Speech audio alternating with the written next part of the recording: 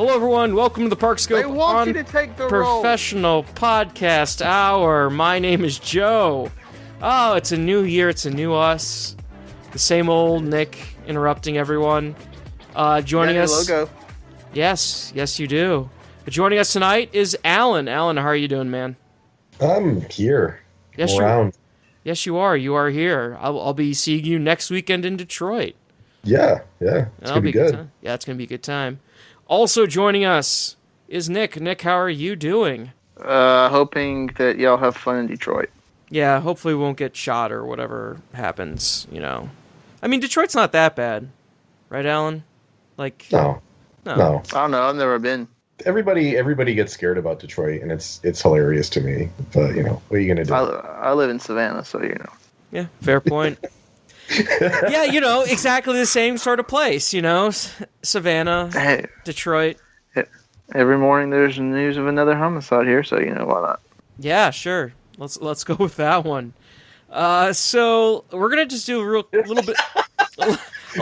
After a great start. Yeah, exactly. We're voicing away, guys. Loving theme park right now. Yeah. Who's ready for fun? Fun made for children. Let's talk about it. Also, homicides. Well, welcome to our new real life murder podcast. Oh, by the way, did you guys hear the Onion's going to be doing one of those? No. Like making a murderer or serial. They're doing a murder podcast or whatever. It's like. But wait, I want to hear more about the cereal they're making. Is it going to be like sugary or what? No, stop. I'm not gonna. No, we're not doing this. You know what I'm talking about exactly, and I'm not gonna play in your little game, sir. So let's start off. I bet you it's going to be an onion flavored cereal. You know, regardless of how much you charge for onion flavored cereal, no one will want onion flavors. That's Unless true. the onion made it, then everybody would buy it just because the onion made it. The onion flavored cereal.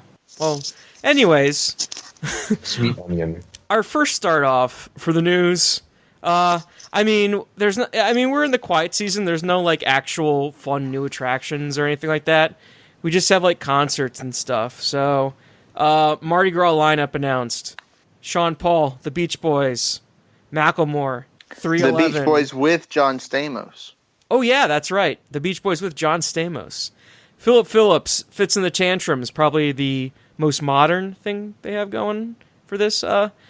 Foreigner, Fifth Harmony, and Bush. So Fifth Harmony's fairly recent, isn't Can you it? back up for a second? Is it actually Beach Boys with John Stamos? yes. Yes. So it's not a joke like when I had Merzbow playing every night. Right? No. No. Yeah, I know that's the joke, but no, really, like, John Stamos is joining for a certain amount of nights, and one of them is the Orlando night. Mm-hmm. What specifically does John Stamos do for the Beach Boys? Apparently he plays the drums. Or he eats Greek yogurt. I guess they're like I'm not 1,000. sure. So Yeah. I don't know. I mean, he might have the Rippers there too. You never know. It looks like he's playing a guitar, so maybe guitar. That's what I assume. I read online it said something about he would be playing drums. Oh yeah, catch him on the drums in Orlando, Coral Springs, Clearwater, Sarasota, See? and Fort Prince. So there you go. So I don't he's know like why that's hilarious to me, but it is. He's like an honourary fifth Beach Boy or something like that. I think I read somewhere. That's the most random. Hopefully thing he in the doesn't world. fall off a boat drunk. So, I wish him the best. And we hope Scientology doesn't murder him in Clearwater. So Yeah, there's. Oh goodness. If he does go, at least there's a lot of good memorabilia that'll be up for sale soon afterwards. So keep that in mind. yeah, good point. Good point. You gonna Yeah. buy that Disneyland song? It's a pretty good lineup for Mardi Gras. So, hey, what can I say? Fits in the Tantrum sounds fun for me. Or if you like Gavin Rosdale, Bush is going to be there. So, whatever. Yeah, Mardi Gras. So that's going on. The biggest non-surprise ever. They're doing that nighttime Harry Potter show from Hollywood. The nights at Hogwarts Castle. Night lights at Hogwarts Castle. It's a projection show. We all knew it was coming. So, well, they're not going to do this all the time, though, right? So right now they're only going to do it certain nights, but they've already extended the hours in the spring and the summer to like 10 p.m. for most nights. So I think they're just saying, hey, we're doing these like dozen nights, this baker's dozen of nights. And then in like, they'll say, starting April 1st, we're going to do it every single night or something like that. Yeah. So that's what's going on there.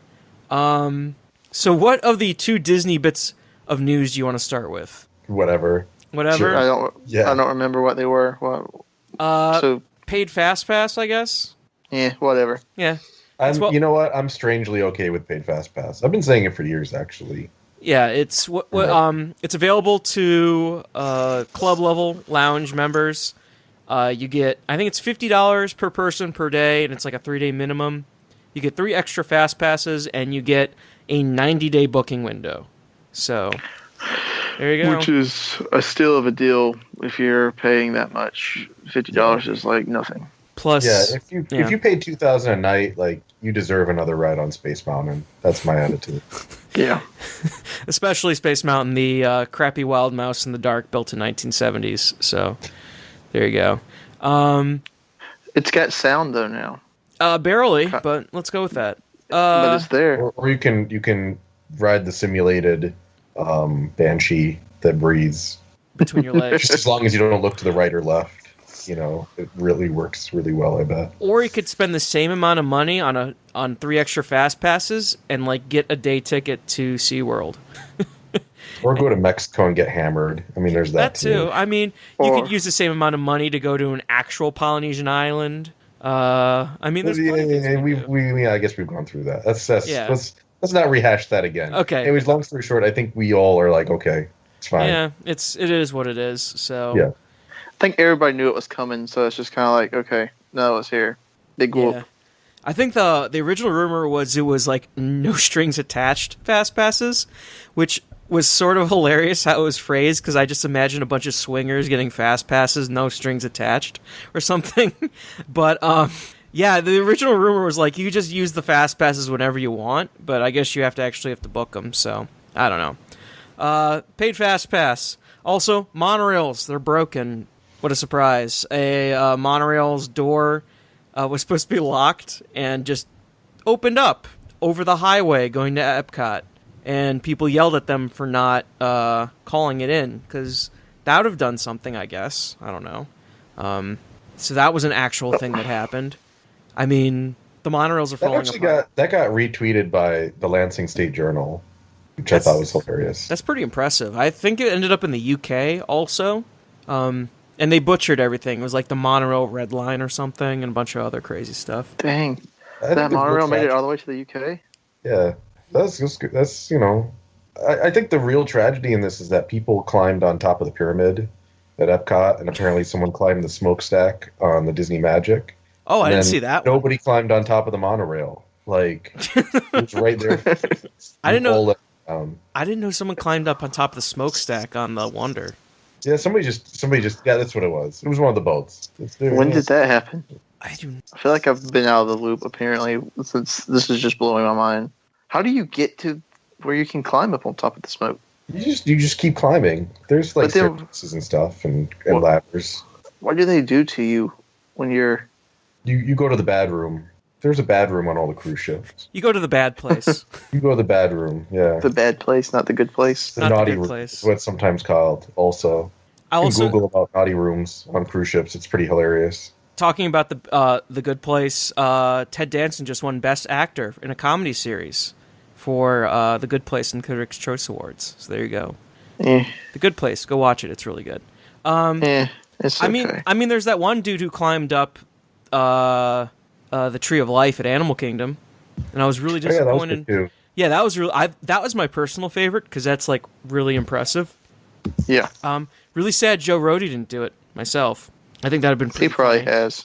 I mean, yeah, but he should just be able to, like, I own this park, just like climb up or whatever. Weren't they originally going to make like a thing where you could get up there in the tree and look out? Wasn't that like in the original design or something? Probably like an sounds like it would make tower. sense. Yeah, an observation tower, treehouse. Yeah, there was something like that. Like Wonder Mountain at Canada's Wonderland has that on top of it, but they stopped using it like 5 years in. So why not the Tree of Life? Yeah, the treehouse. And then what they'll do is they'll shut it down and then turn it into some sort of a DVC area or a DVC room.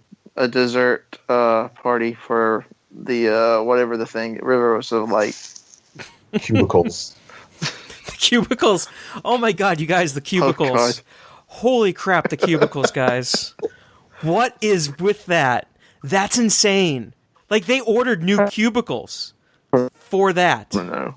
I saw another picture and they're like, somebody just put like, they put paintings or pictures up on it or something.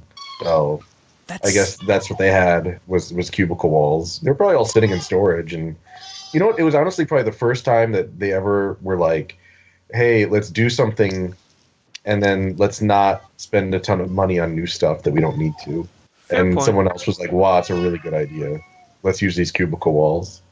And now, of course, you make fun of it. But, you know, it was probably the right thing to do. Maybe. I don't know. It's And when it first came out, though, yeah. it looked hilarious. It was great. It was like an old office that I used to work in. I loved it. it looks like a bunch of meeting rooms. Yeah, it looked like a call center. Like, I mean, like there's like they have like 200 people singing all those like little cubicles. Like, calls like, do you know what Disney's best kept secret is? Let me tell you. It's gonna be like a counseling center for people who bought a one-day ticket to Epcot. Tell me how you're feeling. I feel defeated. I feel wrong. Let's talk about your life choices that got you to this point. Hello, sir. Hello, sir. Have you heard of our Savior Jesus Christ? Come sit down here in these cubicles. The true miracle of Epcot is our Lord and Savior. Have you read The Watchtower yet? Oh, Just goodness. psychological testing. I want you to hold on these two metal cans. Wow, your Ethans or whatever are doing very well. Oh, goodness. 2 Scientology jokes, 1 episode. Boom. Yes. Also, how's Amelia Fire. doing? Fire. Yeah, how's Amelia doing, Nick? I could hear her in the background. Just wondering. Yeah, she's just fighting sleep. It's that time of the night. So Okay. She's just yelling. She just wants to be part of the podcast. she'll get like close to sleep and she'll realize she's about to fall asleep and then she'll start, wake herself back up. And she'll pass out. So, yeah, eventually she'll Got fall it. asleep. Got it. I mean, it's that or Baloo, so whatever. Oh, man. Disney. What are we going to do with you? I think that's all the Disney news. I mean, they opened those new Disney Springs restaurants. They look fine. It's Disney Springs. You don't have to pay to get into it. Check it out. It's a shopping mall, and they got restaurants. Yeah, some Get psyched, guys. pretty good restaurants. Not gonna lie. Yeah, Homecoming's pretty good. But, like, yeah. Yeah. It's a... T-Rex and Rainforest. No, those are not good restaurants. Those are not good restaurants. I said good restaurants. What you talking about, man? They got like a brontosaurus burger or something, right? The thing that, There's like a giant meteor that's crashing into Earth, and there's a volcano Yeah. that goes off. Like, come on, man. the It's a literal The- fire. Literally sitting there eating your hamburger while a meteor shower is coming to kill you and the dinosaurs, and everybody's just like, okay, this is cool. Yeah, you're gonna be age. sent to hell. You're gonna be extincted, and that's gonna happen to you while you eat your burger, and it's gonna be great. the age of the dinosaurs. Yeah, my thing is But like when it's not Disney magic. I mean, it is, but it isn't. 'Cause it's like, what is the company that owns those? Landry's. That's owned by the Fertitta family. Landry's. Yeah, that's right. Why did the Fertittas pick Landry's as their name? I have no Were they idea. like, if we pick Landry's, it sounds like extra white, and no one will remember that we're mobsters? Was that Probably, most likely. pretty good? There's nothing that gives me a bigger headache than looking at the cotton candy martini that they serve at the T-Rex Cafe, which is literally they take a puff of cotton candy and they pour the martini on top of it in the glass. So is it like that? Is it like that GIF of like the raccoon that has cotton candy and then puts in water and it dissolves and then Exactly. the raccoon's freaking That's out? exactly what it does. Yeah. That's exactly what it That's looks great. like. Exactly. I love you, Landry's. You're the best. Landry's built me a wood coaster. That's more I can say about Disney right now. That's so, good point. Very good big point. up, Landry's. Big up. Yeah, so anyways, there's restaurants. They look all right. They look like they serve food. Homecoming's pretty good. I gotta say, Boathouse is pretty good. My family lives in Morimoto. Can't complain. I'm sure it's good, and it Yeah. probably should be for the price charged. Also a very good point. Yes. Yeah. Oof. And then you can go buy like a Richard Mille watch. That's good. Get some Sperry's. Good. Yeah, get some Sperry's, get some boat shoes. You can be totally like rocking it like it's 2009. Exactly. Lando guys, let's do this. Yeah. pop the All collars. right, what else do we have? So, what do you want to do next? Do you want to do Nick? Do you want to touch a little bit on your trip, or do you, Alan? Do you want to talk about your article a little bit? I don't even know if I remember my trip. it's been so long. Where did you go? Where'd you go? Kingdom and Universal, and it was first weekend of December. So this was Amelia's first trip for Christmas time in the area. Yeah, it was. We I don't even remember what all we did. We did a lot at Magic Kingdom. As far as the rides, I actually met Santa Claus at Magic Kingdom for the first time. He was really good Santa Claus, like really good. Like taking 10 to 15 minutes with every kid and like legit, like it was solid. It was a great experience. Full capacity Claus. Man. Yeah. Well, the line was shorter at Magic Kingdom than what it had been at Disney Springs the entire time that we were in town. So True. it's like he's tucked up there by guest relations and all that. A lot of people don't even know he's there. So it really didn't, like, we waited probably like 30 minutes, I think, to see him. So it really wasn't that bad. But he did spend like, a good solid at least 5 minutes with every family group. So it was a good experience. What else did we do at Magic? I mean, everything looked fine at Magic Kingdom that we did, from what I remember. We did Pirates and Tiki Room and Country Bears and Jungle Cruise and Haunted Mansion. First time Amelia rode Haunted Mansion, she didn't get to her first trip, so she did this trip. That went all right. She kind of got freaked out at the beginning, but then she chilled out. I think she fell asleep about halfway through it, though, so that might have helped, too. Like, by Leota, she was asleep. Yeah, I mean, Disney World was fun, and then we did a Grinchmas with her, and she liked that, and she got some great time with the Grinch for the meet and greet character. He was great. He was like asking me like what we were getting him for Christmas and all that, and I told him that we were giving him a chance to take a picture with Amelia, and he said something along the lines of, how many babies I take a picture with daily? And I said, yeah, but this one's special. He said, because it's yours, right? Everybody's baby's special. So it was some really solid character interaction. Probably some of the best I've had. The projection show on Hogwarts is great. I can't really say anything against the parade that hasn't been said. The parade was good. The music was is the only part that holds it back. I agree with that. But it's a solid parade. The new parade is great. And I did Barney for the first time ever. And last time, probably. I don't know if we Jennifer wants to go down there for the Beach Boys, so if we make it down there, we might do because she missed the Beach Boys concert when they were in town in Savannah. For some reason, that's one thing that Jennifer's always wanted to do, is go see the Beach Boys perform. So we're talking about it. I don't know if we will or not, but we might. But I'm kind of sad because like I'd never done Barney before, and like for me it's like whatever. But when Amelia like lit up when Barney appeared on the stage, because like they bring out a little plush and put him down in the middle of the stage and everything goes dark, and then when the lights come back up, Barney is standing in the middle of the stage and is completely surrounded by people. So to watch her face react to that, and she was just shaking her hands, and because she didn't know what to do because she was so excited, and that aspect of it was like, okay, I get why this is here, because it's still, even though she's never watched Barney until then, it just like it worked, all the music and the colors and the bright lights, it really worked. Oh, the one thing about the Barney show, so we were staying at Cabana Bay. We made it from our room in Cabana Bay almost to Turkey Lake Road, like we were on the back part, to the Barney show. Made it in 20 minutes walking through security and everything. That's pretty good. With a stroller, with a baby. So it can be done. So how'd you like the Potter stuff, by the way? Did pretty. Potter was great.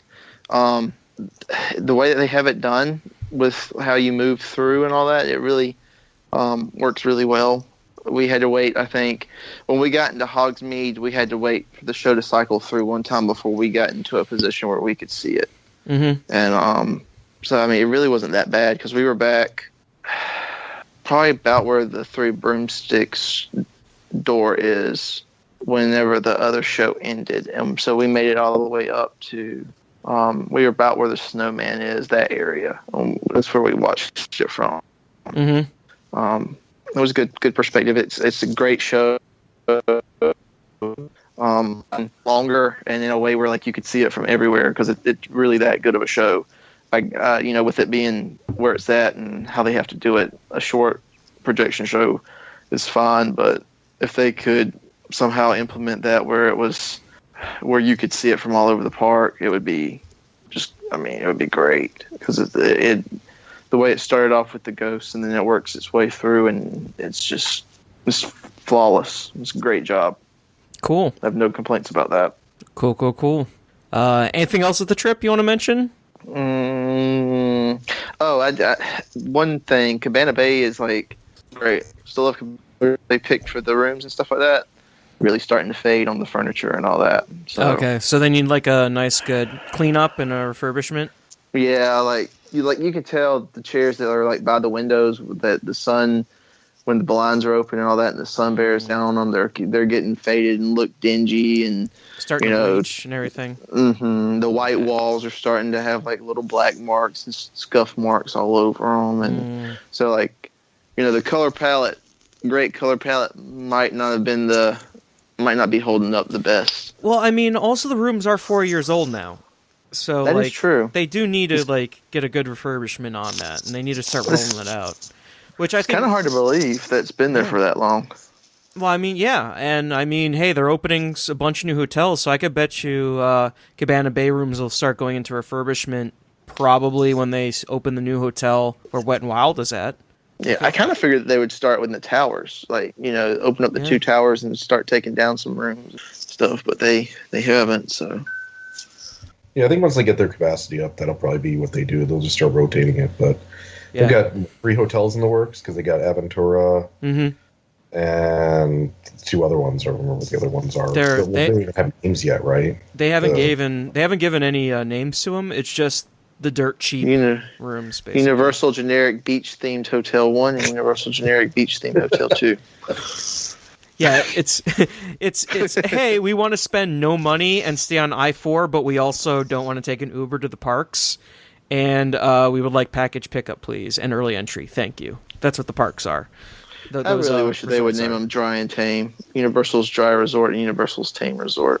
It's a really good project name. So too prohibition-y. Yeah, trying to. Yeah, exactly. We definitely need to keep that nice and flowing the liquor there. So. Yeah.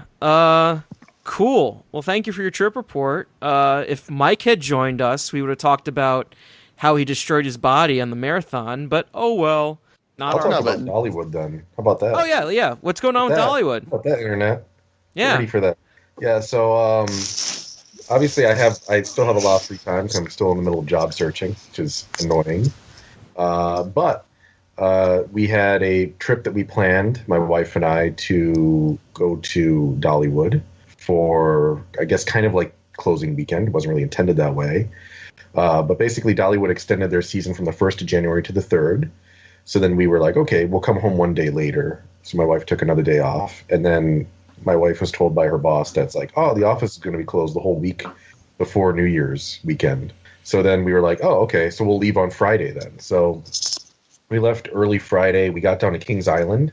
I briefly saw Andrew Hyde, as a matter of fact. Met him. Oh, yeah, that guy. for Winterfest. And so we did Kings Island Winterfest for a couple hours. It was 25 and snowing a lot. They actually had winter weather warnings all over Cincinnati, so there were not very many people there. Mm-hmm. We were actually, when we went to the hotel after we went to the park, like, we were staying in Mason at the top. No, we were at the Spring Hill. Okay. And it's like a 12-minute drive normally, and it took us about a half hour. Is that north of? It's south. South? Okay. South. Yep. So anyways, Kings Island itself, they did a really good job. They changed out a ton of signage.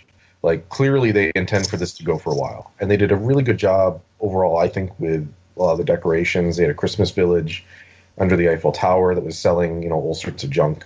Hate to say it's junk, but it's all kind of like the stuff you would see at a craft fair. Tchotchkes. Like, yeah, like people like selling like, I make wine bottle art, stuff like that. So, whatever. It's cool. It's better than, I guess, than like them selling Avon or something. Good point. Like it's a slight step up above that. Like I was hoping for someone to sell dip. We have chip dips. It's like, oh yeah, rub my hands together. Not that I could have because I had gloves on and I was freezing. But we were hoping to get here's your free Coke bottle so you could spit into it. Yeah. So I was hoping to get on Mystic Timbers, and that did not even. It was done. That was the end of the season. Was like 2 days prior. It was snowing. It was like just not going to happen. And that was, we were like, all right, whatever. They did run the flyers, the flying scooters. Nice. I rode those. It was cold. And let me see, we rode the train, which was also very cold. As a matter of fact, when you're on the train, you go underneath Diamondback, and of course alongside Mystic Timbers. And going under Diamondback, we looked over to the left, and it's dark because it's like 7 p.m., but 7 p.m. is dark now, and snowing. And it just looked really, really weird. Like it looked like it was some sort of mythic beast, and it looked gigantic. Like I don't know why the hypercoaster doesn't always look gigantic when it's 220 feet tall. But at that moment, it looked like super gigantic. And we're like, we've actually been on that. Like that thing was we just totally rode that. We haven't even like thought twice about it on multiple occasions. And it's massive. Look how big it is. It's huge. Huge. It's a great ride. I love Diamondback.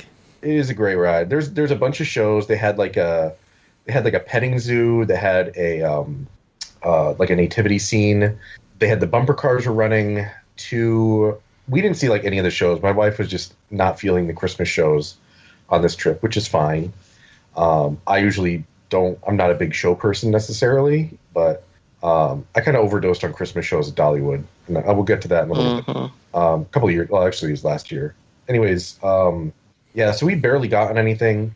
There was some stuff that they did as far as like retheming items that was like outwardly hilarious. Like my favorite was they have this giant orc animatronic that like gets up and talks to guests at Cedar Point during the Halloweenends. And they have one at Kings Island too. It's like a $20,000 animatronic. Like it's a huge item. Yeah. They just put a huge Christmas scarf on him.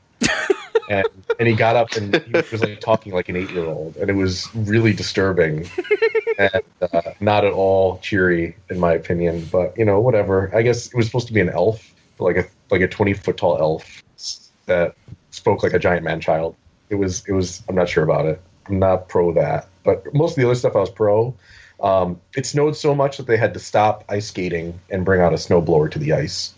I did see that in Hyde's video on In Loop.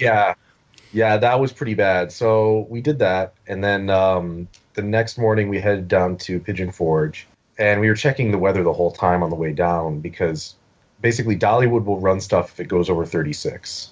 But if it stays under 36, like nothing outdoors runs of any value. So we're like, the forecast for the rest of the week looked terrible. Like it was going down to the 20s and like never getting out of it until maybe the 3rd. And sure enough, on this day, on that Saturday, was like high was like 38. So we were like, screw it, let's go. So we went to the first stop we made was to Dollywood, and we got in there and basically banged out all the big coasters that were open. So I got on Wild Eagle, got on Tennessee Tornado. Longest I've ever waited for Tennessee Tornado. Waited 30 minutes for that. Got on Thunderhead. The big thing is we got on Lightning Rod, which was awesome. I haven't been on that since last August, and Lightning Rod's like super, super, super good. Super good ride. I mean, almost everything we rode was really good, but like to wait 90 minutes for Lightning Rod, like it was worth it. It's very rare that I ever say anything is worth a 90-minute wait, but like we rode Lightning Rod, and the whole rest of the weekend we were like, you know what? If nothing else, we rode Lightning Rod. Like, how was it in the cold? Did it run well? I mean, it was still like 36 or 37 when we got on it. And it's fast, obviously, and it's pretty windy, but for whatever reason, it felt less cold than like going on the train at Kings Island.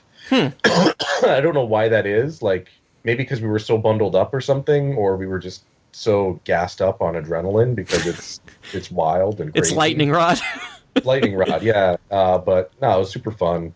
And Dollywood at Christmas time is always like top notch. Like as far as their Christmas delivery of stuff goes, like it's always like at the absolute pinnacle of like the Western theme park experience. Like tons and tons of lights. Looks gorgeous at night there. They have a lot of Christmas shows, but they haven't really swapped any out from last year. We saw like every Christmas show there last year. So we skipped all of them this time. We were like, okay, I don't need to see any of these. Like none of them are new, but the shows that they do have are like really huge productions. They do Night Before Christmas, which is like a 55-minute show with all sorts of huge set pieces, and it's really well done. Like I said, we did, and it's okay. We'll have new ones, and we'll go see those. So that evening, we headed back, checked in the hotel, dropped our stuff off. We stay at this place called the Arbors at Island Landing. So basically, we just kind of walked over towards the island, which is this big entertainment development that's built around a Wyndham / Margaritaville hotel. And I think we ended up playing at the arcade.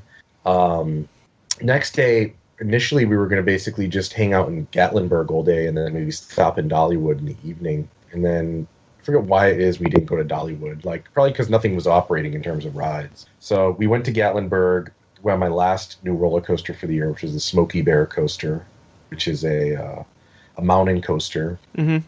Was there, and it was okay. It was probably the worst of the ones I've been on in Gatlinburg. Then we tried to go to Ober, and Ober Gatlinburg has a really cool tram ride that you take up there. It's a huge sky ride, chairlift kind of thing. It's not really a chairlift because it's like a huge tram that holds like 120 people. And you go bounding over the mountains, and it's definitely a pretty substantive journey. And then we got up there, and the mountain coaster was closed because of snow. So that was the second time I've missed out Ober coasters. I was like, forget it. They couldn't even tell me like, yeah, we think it might open now or then, or like, they were like maybe 1:30 and it's like 10 in the morning. So I was like, nah, I'm done. So I went back down, had lunch downtown in Gatlinburg. Gatlinburg is kind of like Pigeon Forge is kind of like iDrive.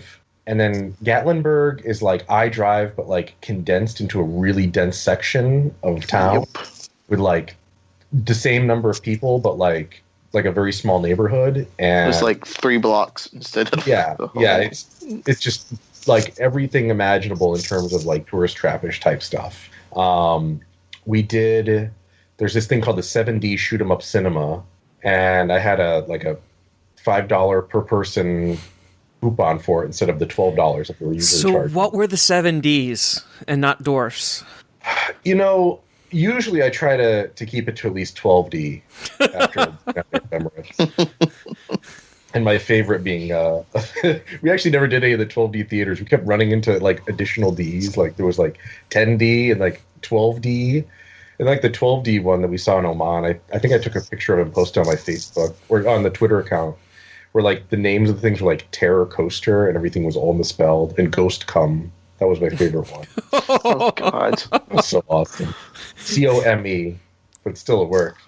Oh, goodness. Yeah, so the 7Ds, as best I can tell, are there's length, width, depth, shenanigans, water spritz, commercials, and laser guns. I think that's the 7Ds, the 7D shorts.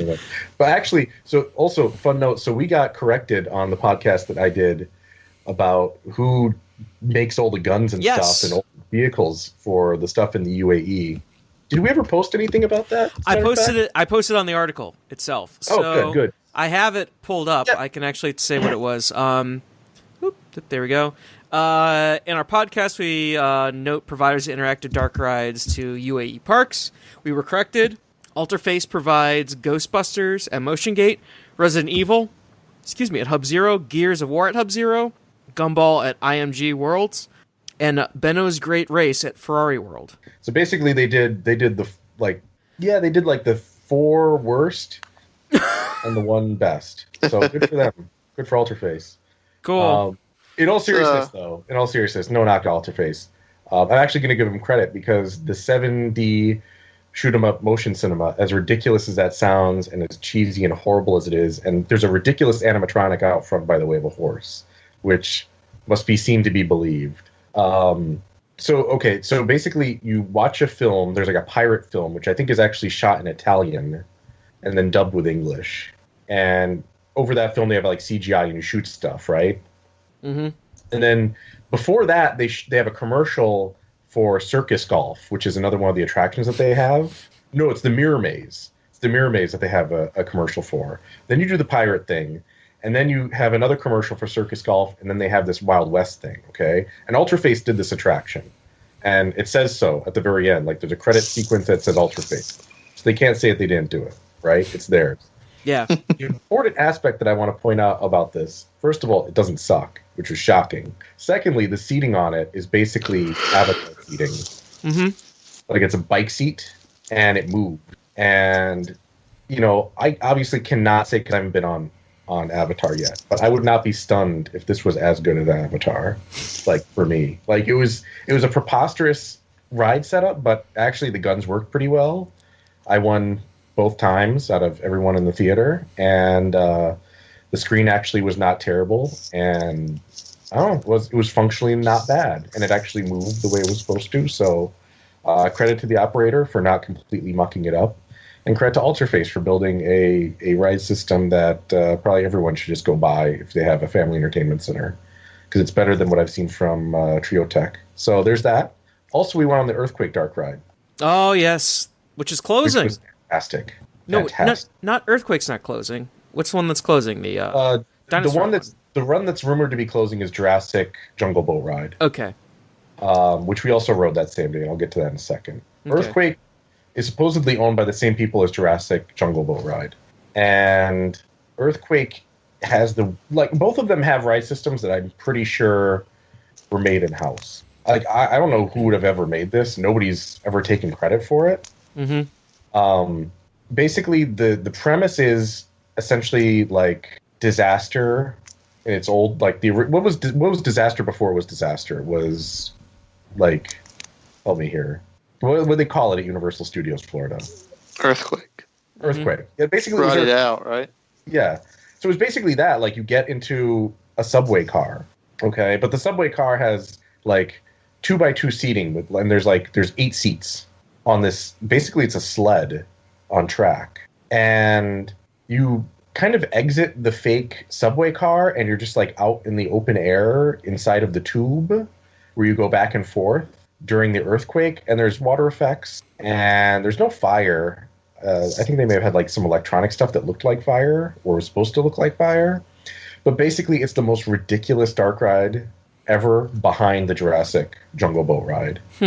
And like, there's like the number of like Deus Ex Machinas in that ride, like how there's a random gorilla that happens to be on the subway platform. It's so good. It's so good. It gets like a 1.5 star rating on TripAdvisor. So people generally hate it, but my wife and I were deeply amused by it. And then we ended up going back, towards our hotel. That night we actually saw the Smoky Mountain Christmas Adventure show, which took the place of the old Lumberjack Feud show on Pigeon Forge's main parkway, which is basically I drive of Pigeon Forge. And that was a pretty decent dinner show. I liked it more when it was just the Lumberjacks. For whatever reason, like the Lumberjack Feud, even though it was like outwardly like Republican, was almost like more humorous in just like how like over the top it was. Whereas like, this was just kind of like just like a weird combination of things that nobody seemed to care about. Like there were, they had like people doing ice skating on a tiny rink, and then there was like some dog tricks and people like where you stand in the hoop and you roll around on the ground, like stuff like that. There was like some aerial silk acts. There was a dude that went out like a cage of death. So they did a couple things that were kind of interesting, but like it was like a weird circus quasi Christmas show. And then, then they have like the birth of Jesus at the end of it, and it's okay. It's all right. It was not my favorite. And then we did Jurassic Jungle Boat Ride, because this is all within walking distance of the hotel. And, that was operating all the way through January 3rd. So I don't know if it's actually closed yet. It's an American treasure, and I think it's regrettable Joe, that you never got a chance to go to Pigeon Forge to spend the $14 to enjoy Jurassic Jungle Boat Ride building. And there's a lot of animatronics. It's not nearly as ridiculous as it used to be. Like, there used to be a narrator, and at the beginning, the narrator would talk to you about, like, 65 million years ago, blah, blah, blah, blah, blah. And then, like, even the narrator was like, yeah, who cares? And then, like, you go and you see dinosaurs and giant spiders, and I don't think there was a caveman in this one. I don't think there was a caveman on it. Aww. There was, like, a weird tilting track portion at the end that they got rid of, which is just as well. I mean, it's bad, but it's like the Plan 9 from outer space of dark rides. Okay. I just try and shoot it through to get back to Dollywood because I know we're a theme park podcast. So Dollywood was closed the next 2 days because of cold and ice. So we ended up doing like a weird, like tangential stuff. Like we ended up going out to the Biltmore Estate in Asheville, North Carolina. We went to the Harrah's Cherokee Casino, and I passed by the ruins sitting up way up on the hill of what's now called Ghost Town Village. Used to be Ghost Town in the Sky. Which has this crazy looping coaster on top of the mountain. We went to the Bush's Baked Beans. What? Back tour thing. Did they have talking dogs? There was a lot of talking dog references. Did they show you their beautiful bean footage? They did. There was a tremendous amount of beautiful bean footage. So, Alan, Ghost Town is back open now? No. It's still closed. It was bought by like Alaska or whatever her name was. Yeah. She's crazy. And she's trying to sell it for like 3 times what she paid for it. Yeah. I used to love going up there when I was little. It looks so cool. It looks so cool. It was great. We would, every year, my grandparents would take, like, all of their kids and, like, all of us grandkids up to Pigeon Forge, Gatlinburg, Maggie Valley, somewhere up there. And I've been to Ghost Town quite a few times. It was so much. I loved Ghost Town. Ghost Town was great. It's such a huge regret of mine that I never got up there because that was like, that coaster is such a weird coaster. Yeah. It's really weird. And like it drops out of the station 60 feet and goes into a loop. Like it does stuff that it's not. It literally hangs off the side of a mountain. Yeah, I think it's called Cliffhanger, in fact. Like it's like changed its name a couple times, I think. Though. Yeah, you know what? It might have been, was it Red Devil or something? I'm gonna have to look. Yeah, something like that. Cliffhanger. Let's see. It was previously called, drum roll please, Red Devil. There you go. Yep. So, yeah, it got new trains in 2009. I remember hearing about that, and it ran for like 3 weeks, and then they found fractures at the end of it. So I would love to ride again. So hopefully something happens. You know, who knows? That it looks like that whole area really needs that park because you look around otherwise, and there's like some mini golf courses, and there's a lot of motels and stuff. And I can't imagine that they do nearly as well without the park as they did with it. So, you know, hopefully something can happen there. Yeah. But, you know, and by the way, the Biltmore, if you want to go see a really nice house, the Biltmore is definitely a nice house. It's also like $75 to get in. It's the most expensive house tour I've ever done, like anywhere in any country. I've spent less money to get into castles. So it was cool, but I don't know if it was $25 cool. I'll say that much about it. Anyways, Dollywood reopened for its final day of the season on the 3rd. It was too cold to go on any actual big roller coasters, so none of them were open. My first coaster of the year is Blazing Fury as a result. Oh, yes. Go on. Blazing Fury is always a good time.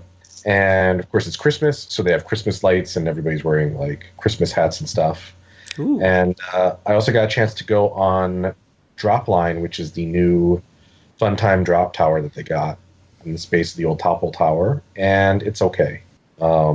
It's big, and it's nice, and it rotates, and we got a chance to see the new construction area, and so that was good, but the brakes start really, really early on it, and I'm not a big fan of that. I like my drop towers to be extremely terrifying, and it was just okay. It was all right in that respect. The new expansion, whatever Dollywood is getting, and I honestly have no idea what it's getting, is huge. It's huge. It's like another park. I've never seen that much land cleared at a park. Never. It's got to be 30 acres. What would you say you think it's going to be?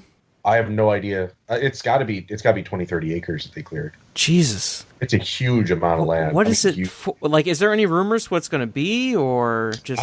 Everybody's assertion or assumption, I guess, is that something from Mac will go there. Huh. If I have to guess, if I had to put money on it, First of all, because it's up on the side, like you basically have to get over a mountain to get to it. So I think they're going to have some sort of, from where the boat ride, from where the splash battle ride that they just tore out used to be, I think there's going to be some sort of like inclined space from there to get you up to that part of the park. Whether it's escalators or an inclined railway or a combination of both, I have no idea. At the very far end of it, which you would consider, I guess, like the anchor, there's this sort of dugout, very square-looking hole. If you want to call it a hole, it's just like a square space. So I think it's going to be a theater, and I wouldn't be surprised if it's a Mack Flying Theater, because I think that they need to go with more indoor attractions running from, mid-March until December. It makes a lot of sense to build more indoor stuff aside from shows, and a Flying Theater would be a perfect item. I'm sure there'll be some sort of coaster along with it. I'd love to see another dark ride at the park, because I think that's a traditional dark ride especially would be huge for that place. Silver Dollar City has Fire in the Hole, and they have Flooded Mine, so I'd like to see something like that at Dollywood. But honestly, I haven't heard anything about what's going into the space other than you see it, and there's a lot of land cleared. Nobody talks about it. The GM of the park was on the train with us, and we took the train on the park and went around it. So if you end up seeing my wife and I in B-roll footage next year, we're going to look cold. But you saw the cameras around a lot when we were walking. So then we drove home after that, stopped, I forgot where we stopped overnight. Probably somewhere in Kentucky or Ohio or something like that. Like nowhere exciting. Like we didn't really do anything that great on the way home that I can recall. And if I can think about it later, I'll remember it then. Some place that has like an Applebee's and that's about it. Yeah, it was somewhere that like I was totally not that enthusiastic about. But I recall like wherever it was, I was able to get a jetted tub. So that was nice. Like that was my recreation, was the jetted tub. Cool. So there's the Dollywood weekend trip, which I've been back from like just under a week somehow. Yeah. And, Did I tell you guys about my trip to the haunted house in Akron for Christmas? You did like Krampus, right? Yes, we had a Krampus house. So there, I guess. Holy crap! What? Oh, sorry. I just saw how much land they have cleared for the Dollywood. It's like, oh my god, what happened? Get yourself a season pass, Dollywood. Good lord, we're doing it. It's like 3 years of stuff going there. Yeah, it's like honestly, Joe, it's so big. It's like they're like, oh, we're gonna expand with Kennywood. Kennywood, basically, to Dollywood next year. They could put Kennywood, Typhoon Lagoon, and the hotel where this is going. Nice. So there's like a loose like conglomeration of like independent haunted house organizers who decided they wanted to run during Christmas, and they all kind of like formed a organization, and they said, yeah, we're going to do a Krampus event. And they all had like, so none of the houses are the same. And that was the big thing. Like I thought it would be all the same, but it's not. It's just the normal haunted houses they had, but they Christmased everything up like crazy. Like they were showing the Krampus movies. You could sit on Krampus's lap, whole 9 yards. So it was about, I want to say it was $20. It was me and 5 other guys. We went down there. And it was at the Factory of Terror in Akron, Ohio. The world's largest indoor haunted house. Because there's 5 haunted houses in this old, like, industrial factory, basically. So you line up for one, and you go through the house, and then you line up for the other. And you go through the house, and then you line up for the other. So it's just right back to back to back to back. It was like a good 2 hours we were there. And we walked through every single house. Clearly they didn't have all like the scare actors that they normally have, but it was a pretty fun event. I can't complain. We had a good time. We thought it was well worth the $20 we spent or whatever. We got pictures with Christmas. We got pictures with Santa. We got pictures with Krampus. We got scared. We got chased around. There's a bunch of weird scares. We had some tunnels. We had some mirror rooms. It was just a bunch of good time. So yeah, it happened over a month ago, so that's why I'm really quiet about it. But it was pretty solid. There's a lot of haunted houses that occupy space that is nothing but the haunted house, and they run 6 weeks a year. Mm-hmm. And you're just like, I wish I could do something else. That's something else. Yeah, and this place also runs escape rooms. So that's how they pay for, I think, normally through the day, is they just do escape rooms, and then Halloween is when they do most of their stuff. So, I mean, this is another, like, 3 days of pure profit. So, yeah, I'm happy about it. And the rest of the time, they probably just do renovations and upgrades and stuff. So, that's a pretty solid event, and I enjoyed it a lot. Alan. Yeah. Do you want to... Let's end on your recent article that's been real popular.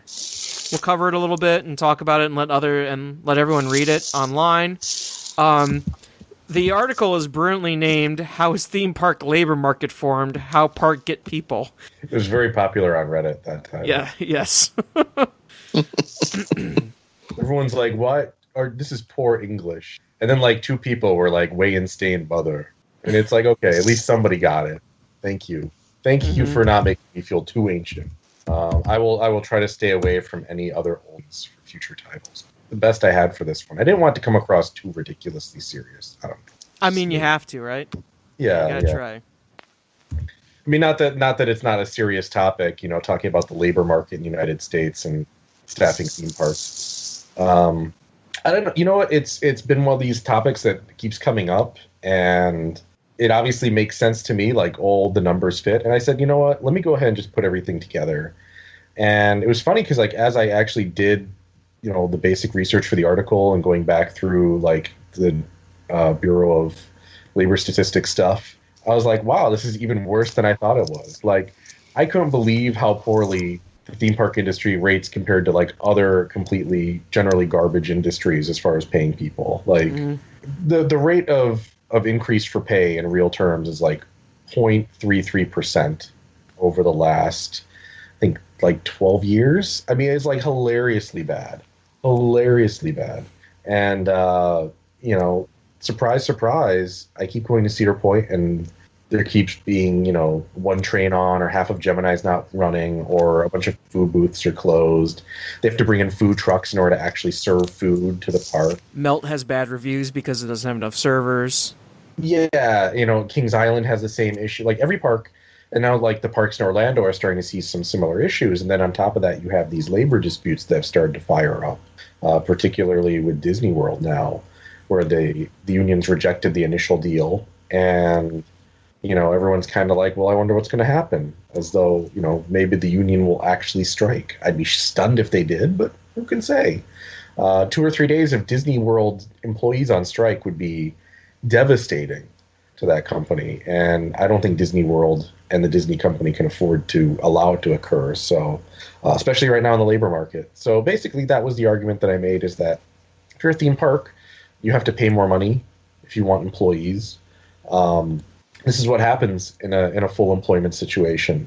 Usually, what ends up happening is that you have, you know, somebody in the federal government. They usually end up raising interest rates, and that kind of slows the economy slightly, so that you don't end up with significant increases in cost as a result of huge labor cost increases. But that's probably not going to happen because we're run by imbeciles.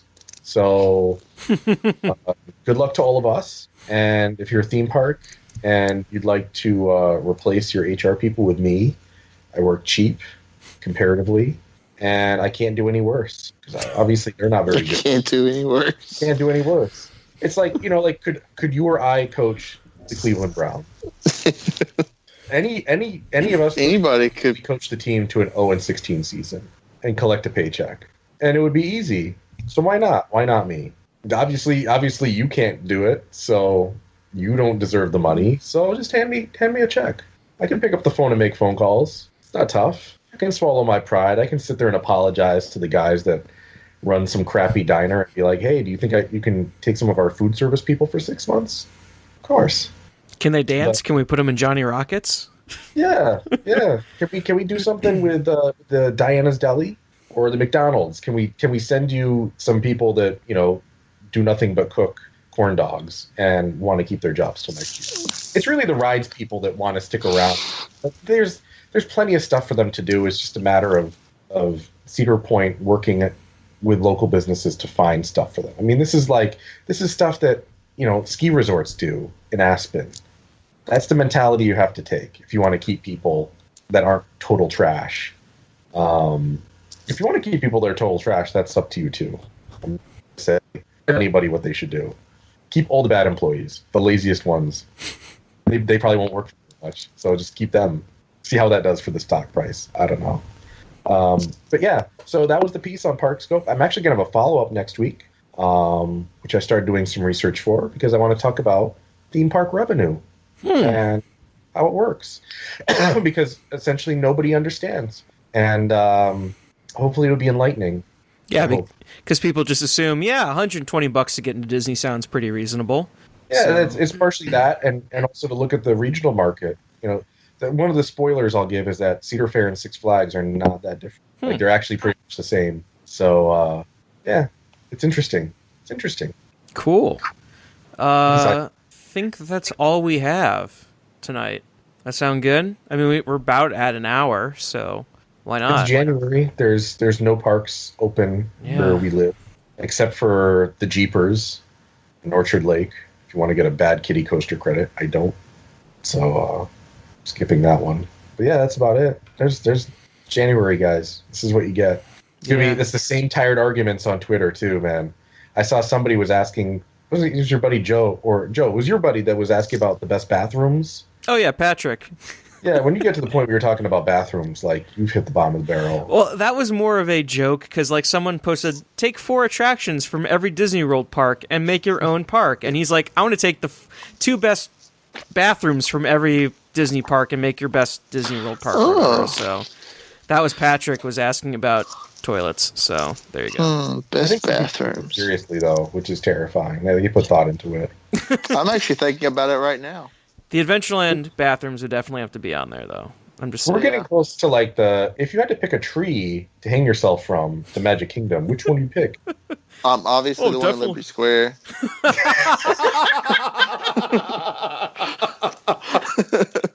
Good night, everyone. One parking garage. Sit in your car and let the carbon monoxide. Or wait. Would you do that, or would you pick the metal trees in Tomorrowland? I don't know. I feel like the stainless steel might burn through the rope. And then you just end up falling crippled. It's no good. Yeah. That's like when you point too low with the gun in your mouth. We probably shouldn't talk about this. Oh, Jesus. This is dark. Okay, guys. We're all getting loopy now. This is what Twitter does to us, man. It's just never-ending assault of negativity. Stay away from it. That should, we're supposed to do our New Year's resolutions. Do you want to do that?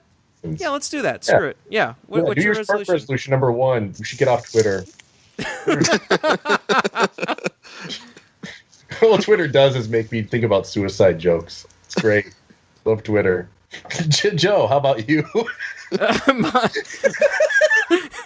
I don't get back down to King's Dominion and Busch Gardens Williamsburg again this year. That's good. That's a good one. I haven't done that one in a while. We're talking about going there ourselves.